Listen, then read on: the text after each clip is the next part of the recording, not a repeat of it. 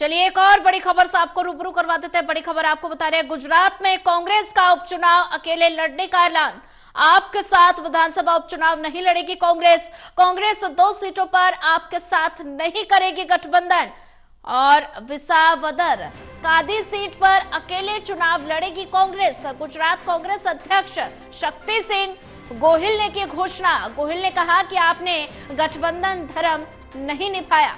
बड़ी जानकारी आपको बता रहे हैं। गुजरात में कांग्रेस का उपचुनाव अकेले लड़ने का ऐलान। आपके साथ विधानसभा उपचुनाव नहीं लड़ेगी कांग्रेस। कांग्रेस 2 सीटों पर आपके साथ नहीं करेगी गठबंधन। ज्यादा जानकारी साझा करने के लिए हमारे साथ लगातार एसोसिएट एडिटर प्रदीप कुमार लगातार बने हुए हैं। प्रदीप, गुजरात में कांग्रेस का उपचुनाव अकेले लड़ने का कांग्रेस ने ऐलान कर दिया है। आपके साथ विधानसभा उपचुनाव नहीं लड़ेगी कांग्रेस। कांग्रेस 2 सीटों पर आपके साथ गठबंधन नहीं करेगी।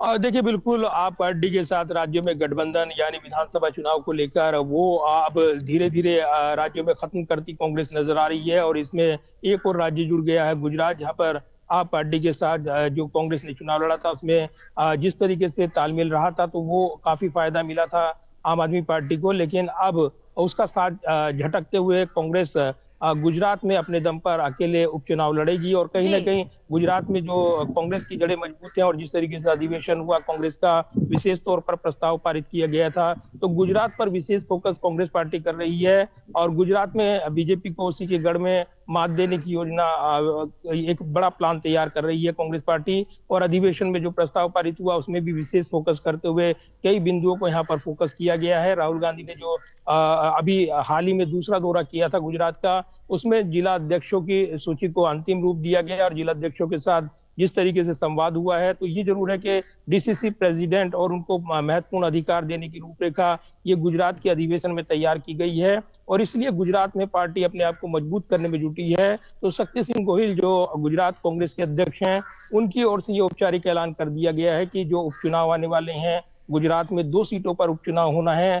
इन दोनों सीटों पर कांग्रेस अकेले चुनाव लड़ेगी। ये महत्वपूर्ण रहेगा देखना कि क्या परिणाम रहेगा। लेकिन एक लिटमस टेस्ट होगा विधानसभा चुनाव से पहले उपचुनाव। और उपचुनाव में माना जाता है कि इसमें सत्तारूढ़ दल को फायदा होता है, लेकिन फिर भी यहाँ पर अपनी राजनीतिक ताकत को मजबूत करने में जुटी कांग्रेस पार्टी इस उपचुनाव को पूरी गंभीरता से ले रही है। और यही वजह है कि उन्होंने सीधे तौर पर आप पार्टी पर आरोप लगाए कि यहाँ पर आम आदमी पार्टी ने पहले उम्मीदवार की घोषणा कर दी और इसीलिए गठबंधन धर्म उनकी ओर से नहीं निभाया गया। लेकिन राष्ट्रीय स्तर पर जो इंडिया गठबंधन है वो बना रहेगा। लेकिन कांग्रेस गुजरात में बदली परिस्थितियों में रणनीति बनाती नजर आ रही है। और यही वजह है कि जो सीटें हैं, जिसमें जूनागढ़ जिले की जो विसावदर सीट है, दिसंबर 2023 से खाली है, जब आम आदमी पार्टी के तत्कालीन विधायक भूपेंद्र भयानी इस्तीफा देकर सत्तारूढ़ बीजेपी में शामिल हो गए। इसके बाद अगर देखें दूसरी सीट जो मेहसाना की कादी सीट है, यहाँ पर ये अनुसूचित जाति एससी उम्मीदवार के लिए आरक्षित थी और इस पर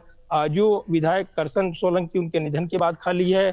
तो इन दोनों सीटों पर उपचुनाव होना है और चुनाव आयोग की ओर से तारीखों का ऐलान होना है। लेकिन उससे पहले ही राजनीतिक घमासान गुजरात में देखने को मिल रहा है। और आम आदमी पार्टी को यहाँ पर झटका देते हुए कांग्रेस पार्टी ने अकेले चुनाव लड़ने का ऐलान कर दिया। जी बिल्कुल प्रदीप कुमार जी, अगर बात की जाए तो ऐसे में कांग्रेस पार्टी लगातार गुजरात में अपनी सियासी जमीन को मजबूत करने में जुटी है। और इस बीच कांग्रेस की तरफ से यह बयान आना कि आम आदमी पार्टी ने गठबंधन धर्म नहीं निभाया, गोहिल ने यह कहा, तो ऐसे में आम आदमी पार्टी पर ये तंज कसा है और साथ ही गठबंधन में चुनाव न लड़ने का कांग्रेस ने ये ऐलान कर दिया है। देखिए, दिल्ली में जिस तरीके से आम आदमी पार्टी के साथ यहाँ पर गठबंधन नहीं हो पाया था, उसके बाद आम आदमी पार्टी की हार हुई, तो कांग्रेस को एक बड़ी वजह माना गया। तो ये जरूर था कि इसको लेकर बयानबाजी भी देखने को मिल रही थी।